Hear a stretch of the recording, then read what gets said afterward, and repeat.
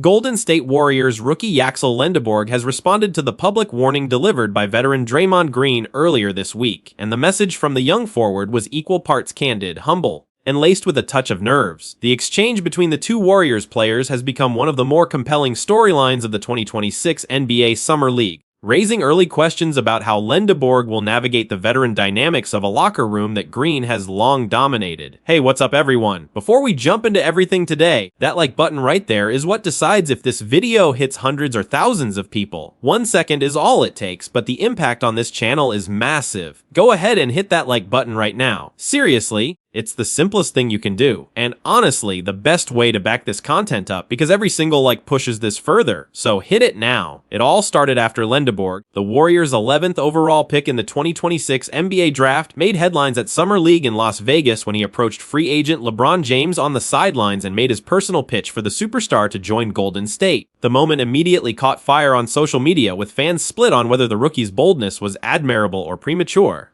Green, who has also been publicly recruiting LeBron on his own podcast and in various media appearances, was asked about Lendeborg's move and gave a notably mixed response. On his podcast, Green acknowledged the rookie's enthusiasm but drew a clear line. He said the pitch was, in his view, somewhere between pointless and overzealous, and added that training camp was the right time to, as he put it, rein the rookie in a little bit.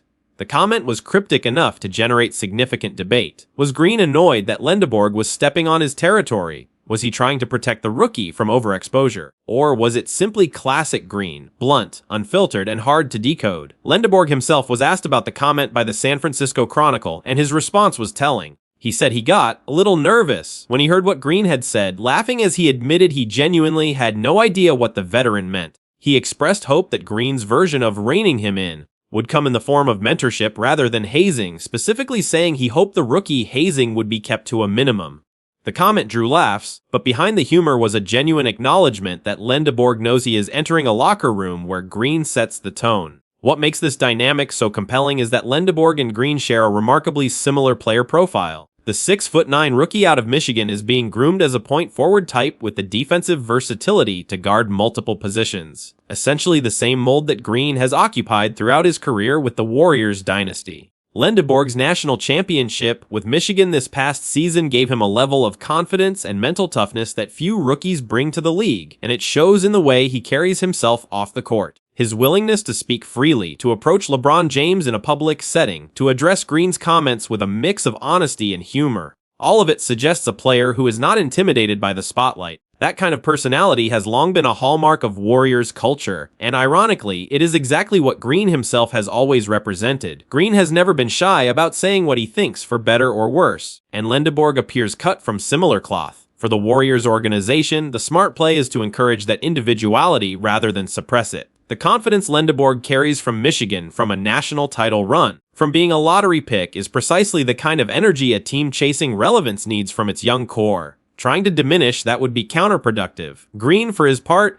is nearing the final chapter of his career. The four-time NBA champion has spoken openly about his legacy and what he wants to leave behind. Mentoring Lendeborg, the player most likely to inherit his role in the Warriors system, represents a meaningful opportunity for Green to shape what comes next in Golden State. Lendeborg said he hopes everything goes well, given the personality already forming between these two. This is one Warriors storyline that will be worth tracking all the way through training camp and into the regular season. Lendeborg also has to prove that his boldness translates on the basketball court. Summer League numbers are useful, but the real test comes in October. His athleticism and defensive instincts were rated highly throughout the draft process, and Michigan's coaches praised his basketball IQ. That said, the leap from college, even from a national title program, to the NBA is significant. Veterans like Green have a way of humbling even the most confident rookies the moment training camp opens. That may be exactly what Green was signaling. Not a threat, not jealousy, but a preview of the standard Lendeborg will be held to once he walks into the Warriors facility. Stripped of its ambiguity, the message may simply be, the NBA is not Summer League, and I will make sure you know the difference. If Lendeborg absorbs that lesson and channels it into his game, this early exchange may ultimately mark the start of a productive mentor-protege relationship between two players who, despite the age gap, are more alike than either would likely want to admit right now.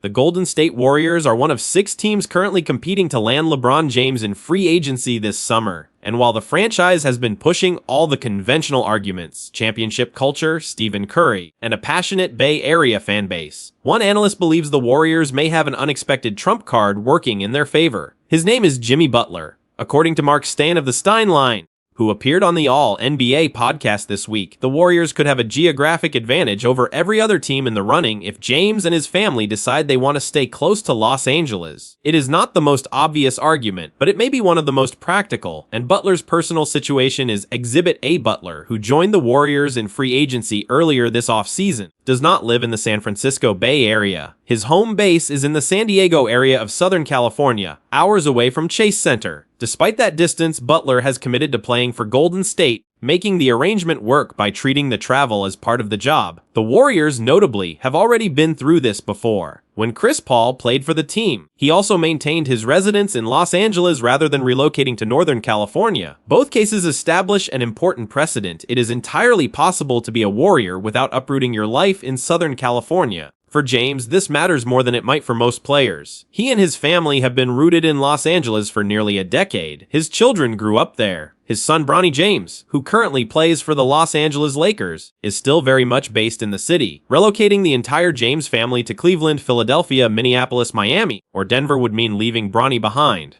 A fact that cannot be ignored when considering what matters most to LeBron personally and professionally. Golden State sits in a unique geographic position. Of all the teams reportedly in contention, the 76ers, Heat, Cavaliers, Timberwolves, Nuggets, and Warriors, Golden State is the only one where James could theoretically play without requiring a full family relocation. Butler and Paul have already demonstrated that the arrangement is manageable. The Warriors front office, if they are as sharp as their reputation suggests, should be making exactly this argument to James and his representatives.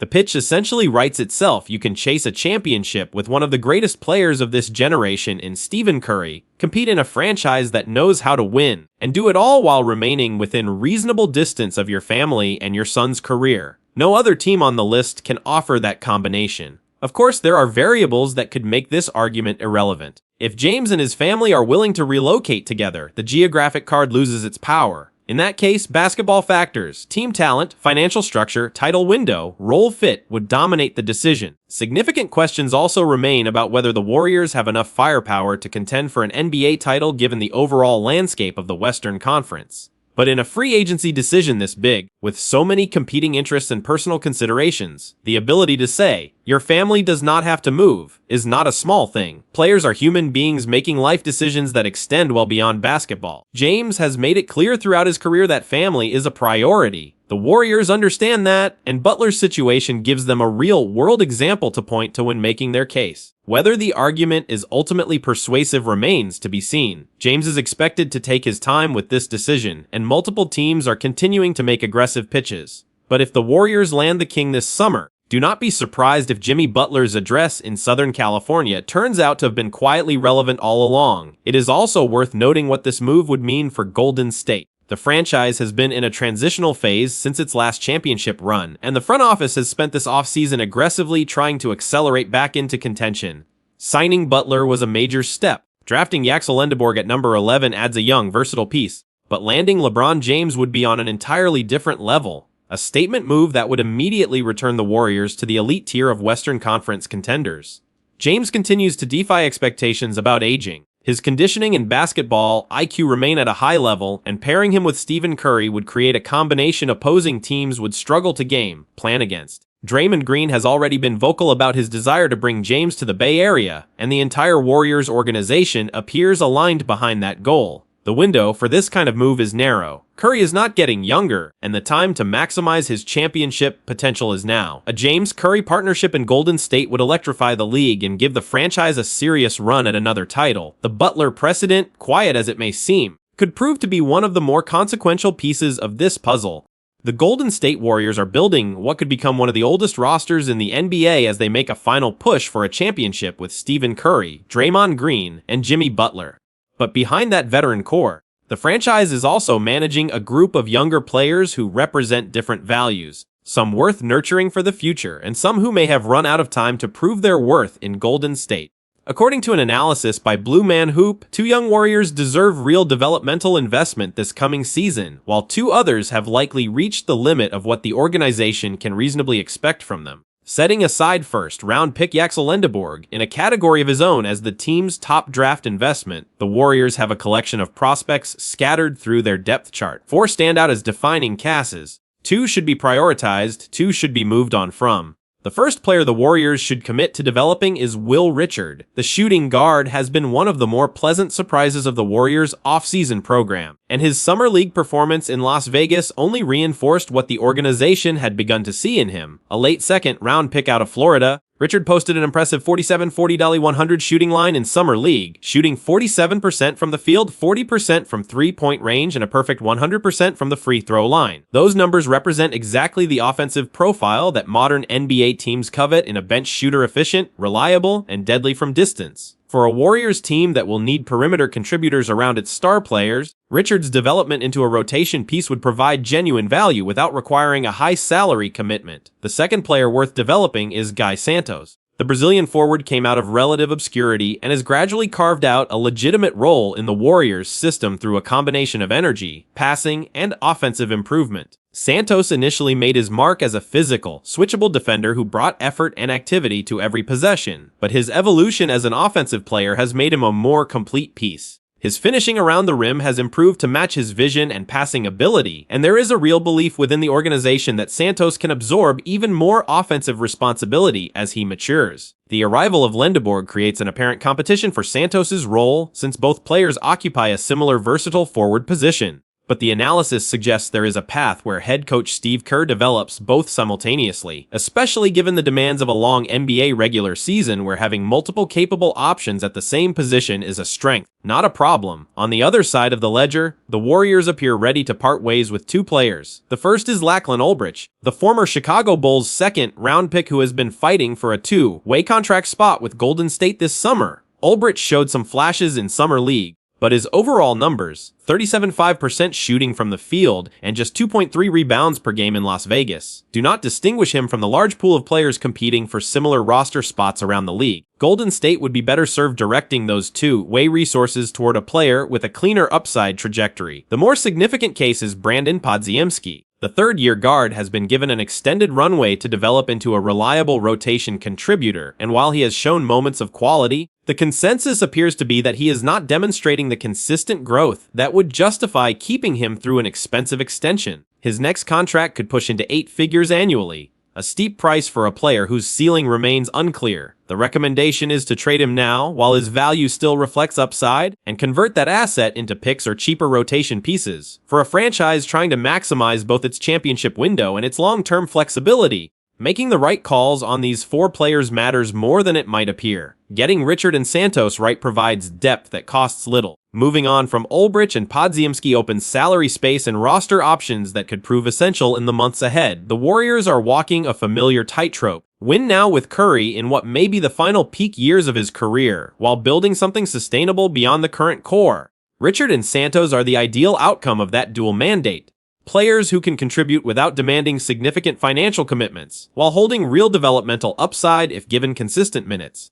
Podziemski's situation carries a harder edge. He is genuinely talented, but there is a growing sense that his development curve has flattened. The smart move is to trade him while the market still assigns him the value of a player whose best basketball is ahead of him. Converting that asset into picks or affordable rotation pieces would strengthen both the team competing this season and the roster Golden State will need in the years that follow. In a league where every spot and every dollar matters, clarity on these decisions is not a luxury, it is a necessity.